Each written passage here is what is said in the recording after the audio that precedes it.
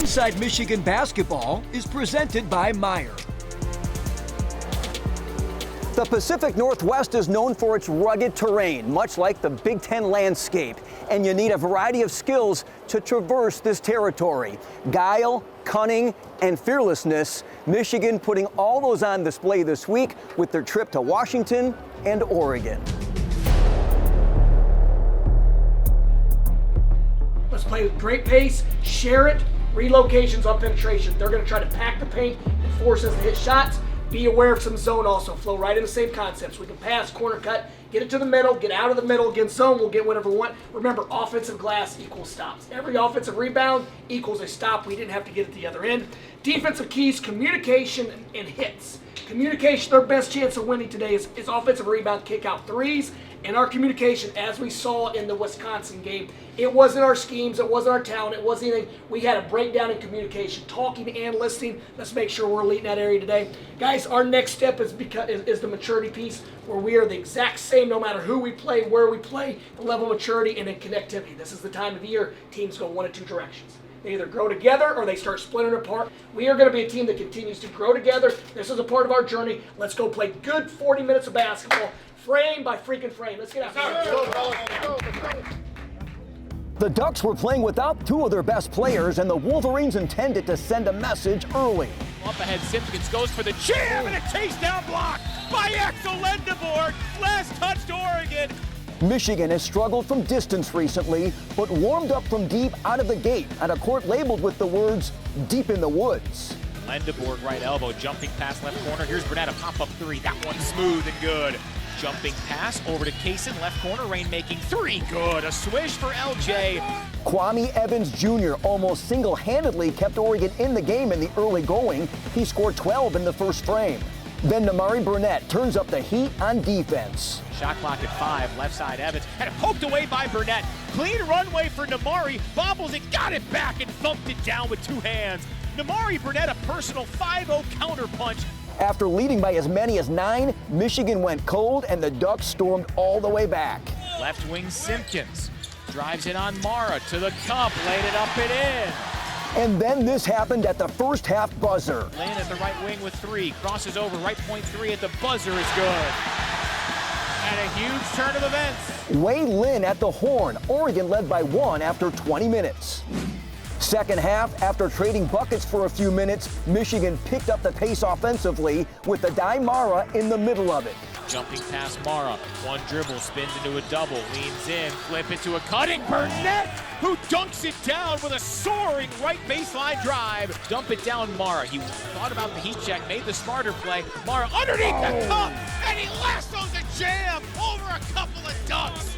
The big man scored 7 straight during an 11-2 spurt to put him up 58-49. Oregon plays the slowest pace in the Big Ten, but the Wolverines were 0-50 on this trip. Right side, Kaysen with a 3 ball. Yes, it swirls home. Michigan, that dynamite tempo push.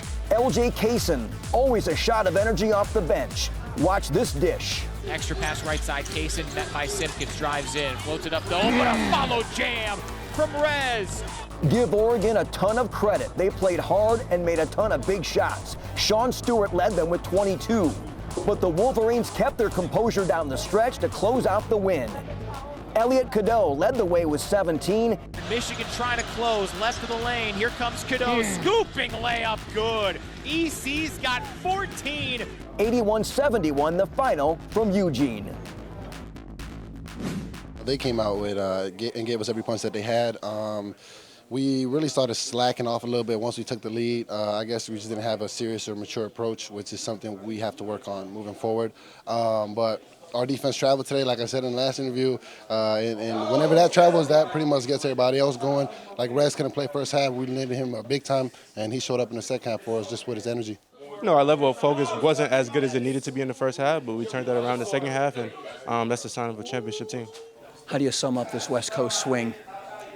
It was long, tiring, but it was fun. You know, I love the experience that we got here, and it definitely made us a lot closer, especially off the court. So I hope that carries us on and continues to lead to wins.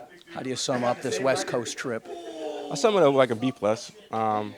We didn't play to our standard, but at the same time, it was a lot of good time being spent on and off the floor, and we learned a lot about each other as we always do on these long road trip and travels. And we're going to regroup and get ready for 2 games at home. After the break, we'll be joined by head coach Dusty May. Inside Michigan Basketball is brought to you by Meijer, proud supporter of hundreds of local sports teams across the Midwest, and by Michigan Medicine. There's a difference between an answer and a Michigan answer. We're joined now by head coach Dusty May after a tough, hard-fought victory over the Ducks. Dusty made a couple threes early on. Looks like you guys maybe were finding a rhythm there, but they sent the message very clearly. This was not going to be an easy game for you. They did. They were locked in defensively. I thought they protected the paint really well, and we didn't drive and kick and find any offensive rhythm for much of the first half. And so we made some adjustments as a group at halftime, and I thought our guys came out in the second half and shared the ball much better and played with a much, much greater edge defensively.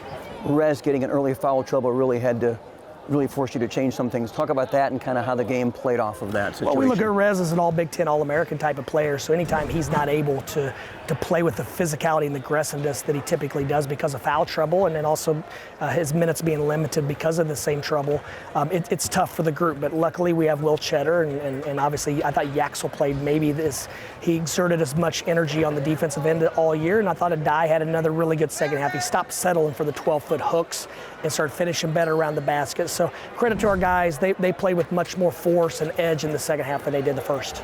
Getting to the free throw line, just talk about that a little bit in the context of your offense, especially when you went through a stretch where maybe shots weren't falling.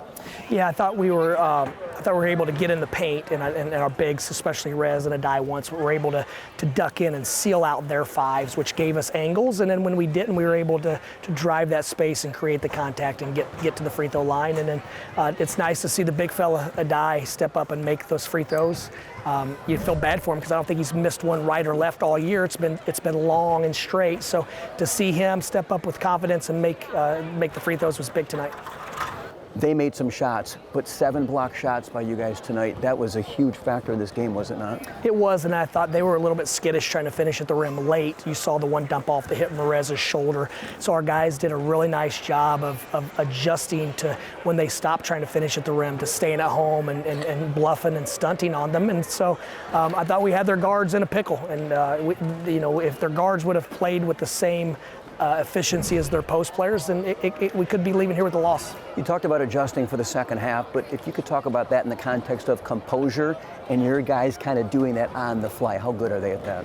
Well, I thought they just got to the next play in the second half. I thought there were 2 or 3 dagger threes that really could have given us a little bit of space and separation that certainly were going in earlier in the year, and they didn't drop tonight. And so all in all, it's healthy for us to play good ball, to not have those shots go in, and see if we can still find the connectivity and togetherness on the other end to get stops and finish with rebounds. How do you sum up this West Coast trip?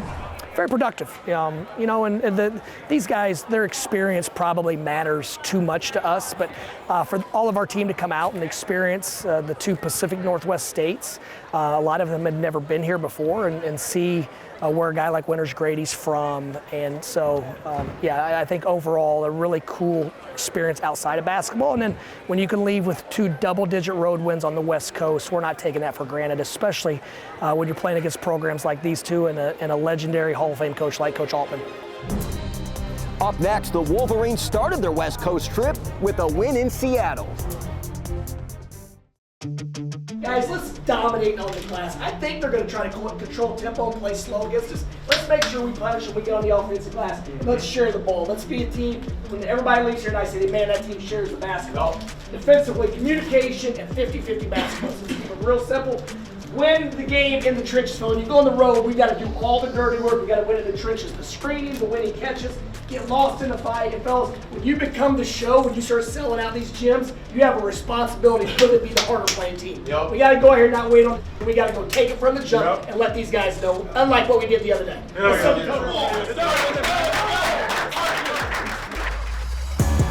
Wednesday, Michigan tipped off at Washington for the first time in 32 years, dating back to 1994. After surrendering an and one in the opening seconds, the Wolverines went on a 12-0 burst. Johnson to Gale, flip it in, Mara laid it up and in, count it to foul, even Dusty did a little and one motion. Michigan then got a shot in the arm from the bench with a couple of deep balls. Cadeau to Cheddar, right wing, a three. That one goes, and Will with his first three. In 3 tries, Michigan up 20-11. Rez Johnson Jr. brought the intensity from the jump. Check out this gem. Gale to the other side, leans in on Ognasovic. No, but a follow jam from Rez, who's already got 10 rebounds. That put him up by 10. Yaxel Lendeborg was held scoreless until late in the frame, when he found the touch and scored 3 consecutive buckets. Offensive rebound, Lendeborg. Banker, no. Should have been a goaltend. Second chance, put back in. Ball don't lie. He's got 7. The Maize and Blue led 39-30 at the bathroom break.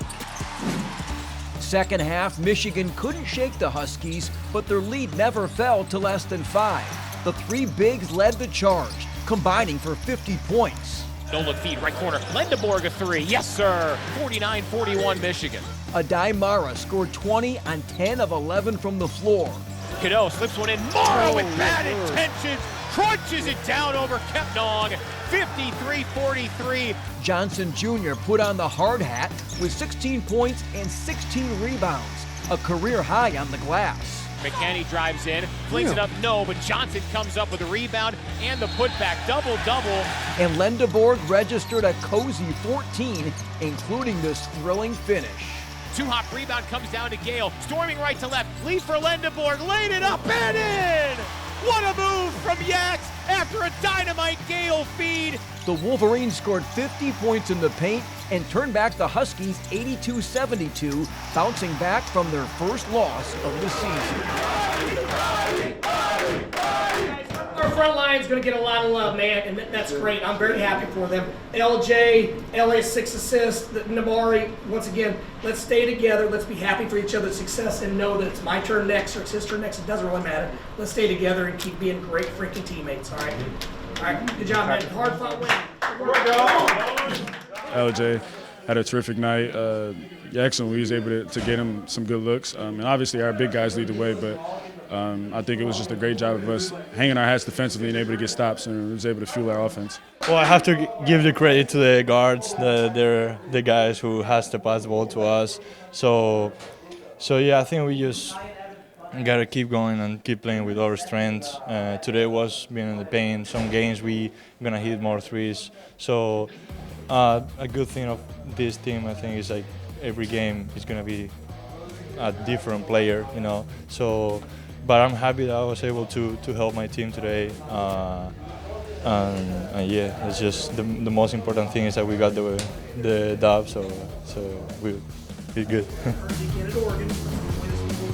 When we return, more with Coach May as Inside Michigan Basketball rolls on. 8.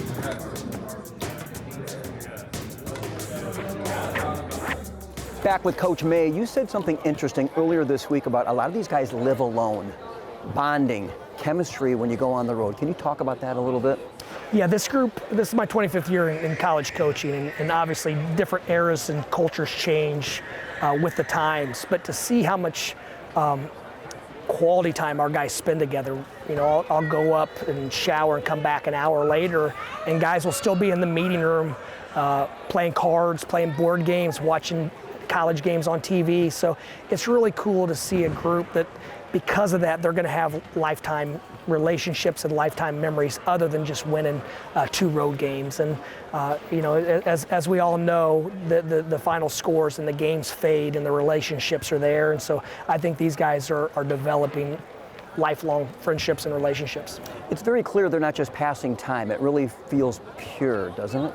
It does, yeah. It feels very organic and very pure, and they all kind of branch off into their own interests, with whether it's board games or card games or whatever, but you see managers playing with the players, you see a coach playing with the players. So like I said, we probably shouldn't put as much stock into things like that as we do, but we think that's important when you leave Michigan to have some real solid, authentic relationships. Thanks, Dusty. Appreciate it. Thank you, I appreciate it.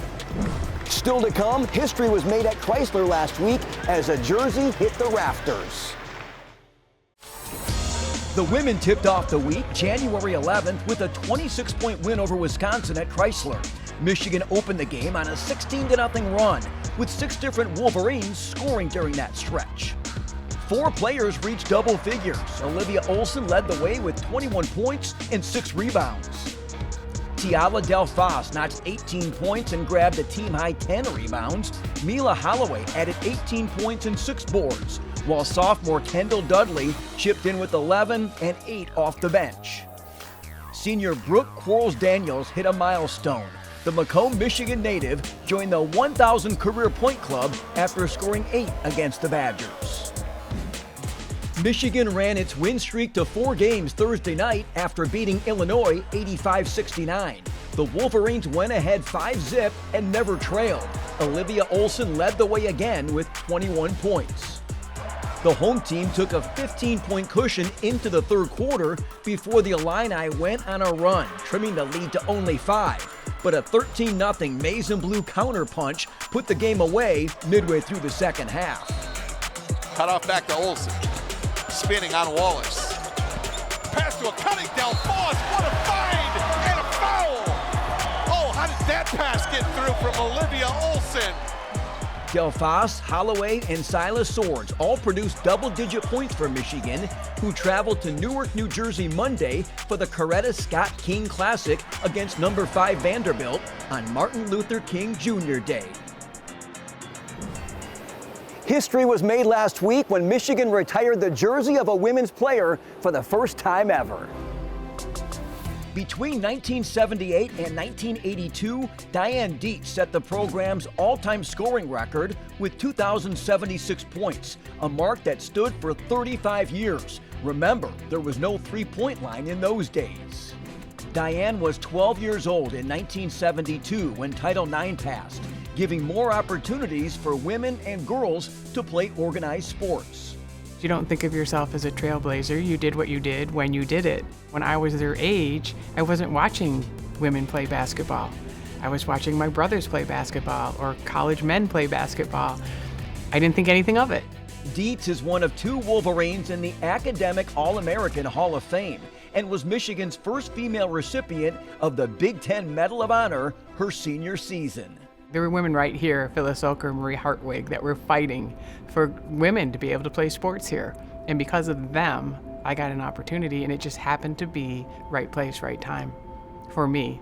Diane Deets made history as the first 2,000-point scorer in program history. I only learned that this day was coming 2 months ago, and I've been emotional since that phone call that I got from Kim Barnes-Arico and Ward Manuel. I was emotional the minute it came out of their mouth. It came out of nowhere, hit me like a ton of bricks. She stands second, all-time in 30-point games and field goals made. An elite defender, she graduated as a program steals leader. The tears, and thank God Ward was there. You know, he was able to chase down a Kleenex for me, but it was, it's just a lot. There's a lot of history, memories, hard work, everything you can imagine. It was wrapped up in that ceremony. And a member of both the Michigan Hall of Honor and the Michigan Sports Hall of Fame. I can't describe for you how much I love this university, how appreciative I am. I was in real time. I knew in real time what a special experience I was getting. I read an article recently that Don Canham back in 1980 said, "We're so excited we have 6 women's teams." It was he said, and 2 of them play in the same facilities that the men play in. Well, I was one of those too, and I knew it. I knew we were practicing in Chrysler Arena ahead of Johnny Orr and the men's basketball team. We played double headers with them. We went on the road. I watched Judd Heathcote, coach Magic Johnson. I watched Bobby Knight coach Isaiah Thomas. We were playing in those arenas, the ones I had been watching, as a high school and grade school kid. And I just knew how fortunate I was.